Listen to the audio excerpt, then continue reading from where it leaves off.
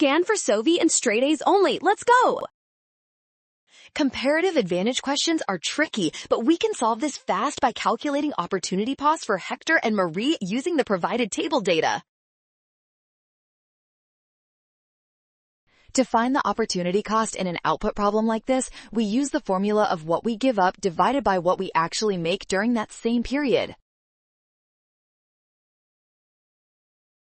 Looking at Hector, he can either knit 2 scarves or wax 6 floors in 6 hours, so we divide 6 floors by 2 scarves to find his specific trade-off ratio.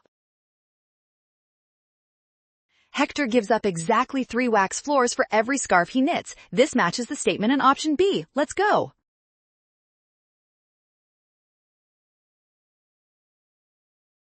Well done! Scan the code to learn with Sovi. Avoid rushing when reading tables. Trust the data and check your steps carefully.